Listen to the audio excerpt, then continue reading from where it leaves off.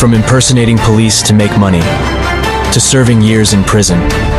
In today's video, we bring you thrilling stories about fake cops impersonating police officers. This is 26-year-old Armando Hernandez Perez and his 20-year-old accomplice, April Lopez Fabian. They are a Southern California couple that was arrested for impersonating police officers. They were driving what appeared to be a patrol car in Orange County and made the mistake of trying to pull over the wrong person, who was later identified as a real police officer. According to the California Highway Patrol, the couple posed as cops and tried to pull over an off-duty sergeant from the Irvine Police Department on the 405 freeway in Huntington Beach. The off-duty sergeant called 911 early this morning to report that someone in a black Crown Victoria, which looked like a police car, had tried to stop him by shining a blue and red strobe light into his window. The off-duty sergeant refused to pull over, but the driver of the patrol car, Armando Hernandez Perez, continued to flash a spotlight into his window. The officer still refused to stop, and the driver raced past him. However, the off-duty sergeant followed the patrol car while still talking to 911. Eventually, the California Highway Patrol caught up with the driver, identified as 26-year-old Armando Hernandez Perez, and his 20-year-old accomplice, April Lopez Fabian. Upon searching the vehicle, the California Highway Patrol found strobe lights and a couple of wallets that belonged to someone else. In situations like this, the California Highway Patrol reminds us that there are ways to be sure that the person trying to pull you over is a law enforcement officer. For instance, most enforcement vehicles have a solid red light. Additionally, a few good rules to practice during a car stop are not to unlock doors or windows until you are certain it's an officer. Ask for identification and call 911 if you have any doubts. Although authorities have not disclosed the motives of Hernandez Perez and Lopez Fabian, it has been reported that the pair pleaded guilty to fraudulent impersonation of a peace officer, which is a misdemeanor, on September 7th. In addition, Lopez Fabian admitted to possessing a controlled substance and paraphernalia. As a result, both individuals were sentenced to 60 days in the Orange County Jail. The second story comes from Whitehall, Ohio. Let's dive into the details. On the day of the incident, the police received a call from a concerned citizen who reported that a man was impersonating a police officer. When the police arrived at the scene, they found the suspect, who claimed to be a police officer but could not produce any identification. It's a village in Richland.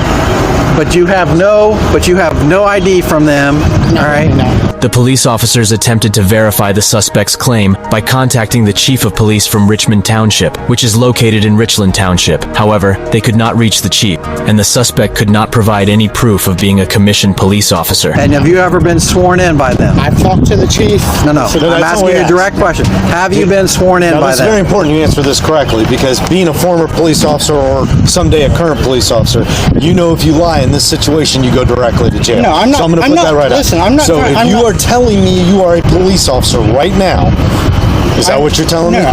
So you are not a commissioned police officer. I spoke with the chief. That's not what I'm asking you. Okay. I'm asking you one question. Are you a commissioned police officer through the state of Ohio? I have an opponent certificate. The police officers repeatedly asked the suspect if he had been sworn in by any police department in the state of Ohio, but he seemed unsure. This was a crucial question because lying in this situation could lead to direct imprisonment. The suspect claimed to have an opponent's certificate, but that was not enough. The police officers explained that he would need to have raised his hand, signed a form, and received proper documentation to become a sworn police officer. That's not what I'm That's asking. not what I'm asking you. I'm explaining to you. No, you're not. You're not answering the question. You're avoiding the question. It's very simple.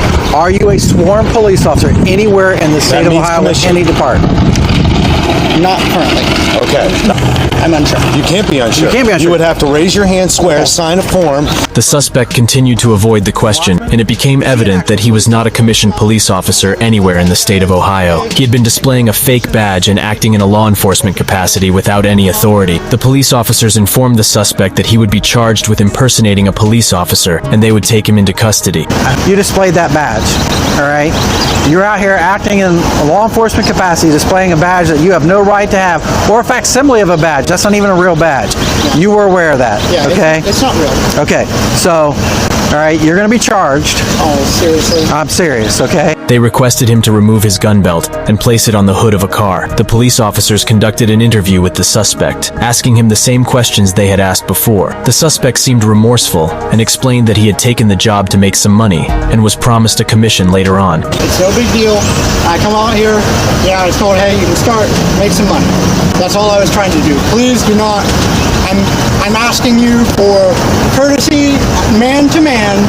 Please do not ruin my career. Please, please, please. And we're going to take you in. We don't have to handcuff you. This Officer Graham's going to pat you down, all right? And we'll let you out, all right, on a summons. Impersonating a police officer is a serious offense and can have severe consequences. We hope this incident serves as a reminder to the public to stay vigilant and always report any suspicious activities to the authorities. In this third story, an unlicensed security officer was caught impersonating a police officer. The video starts with a police officer talking to the security officer, who was in his car. The police officer received a call for help from 2 officers on the other side of Akron who were in need of assistance. The security officer had been running red lights and was eventually pulled over by the police. The police officer asked the security officer if he needs assistance, to which the security officer responds that he is an armed security officer. The police officer then asks why the security officer was running red lights, and the security officer admits to running 2 red lights. The police officer then asks for the security officer's concealed carry permit, which the security officer does not have. The police officer detains the security officer and begins questioning him about his job and why he was carrying a gun. The security officer claims that he works for a security company called Neosec, but the police officer discovers that he is not actually licensed to work as a security officer for Neosec. The security officer is then handcuffed and placed in the police car, while the police officer talks to his partner about the situation. The partner tells the police officer that the security officer has a badge that says "Peace Officer" on it, which leads the police officer to suspect that the security officer may be impersonating a police officer. The police officer reads the security officer his rights and questions him further about his job and the circumstances that led him to carry a gun. The security officer claims that he was carrying the gun for protection, but the police officer is skeptical. In the end, it is discovered that the security officer was not employed by Neosec, as he had claimed, but by a hookah lounge. He had picked up the security officer from the lounge and was planning to drop him off at another location. The police officer is able to contact the CEO of the hookah lounge to confirm the security officer's employment status. This incident is a reminder of the dangers of impersonating a police officer and the importance of proper licensing and training for security officers. In this fourth and last story, we'll be discussing a recent incident in Norcross, Georgia. The incident occurred when a Norcross police officer was patrolling the area and saw a man who appeared to be a cop working at a construction site. The officer approached the man, identified as Daryl Henderson, and started to investigate. The Norcross officer asked Henderson where he worked, and he claimed to work for the city of Capital. However,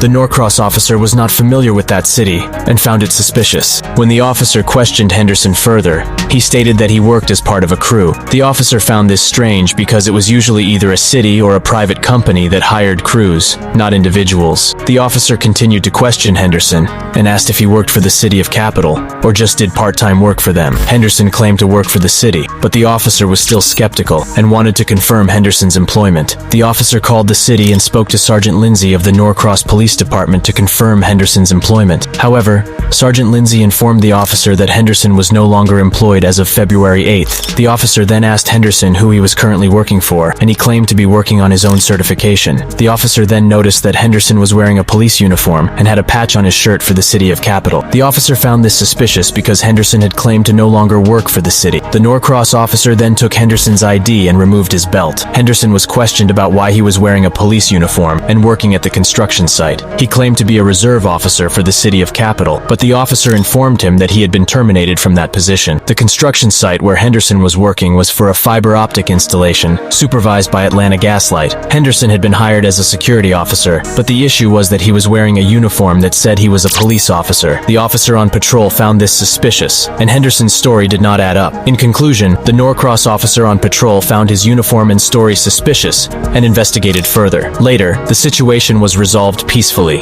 and Henderson was removed from the construction site. Please like and subscribe for more thrilling stories like this. Thanks for watching.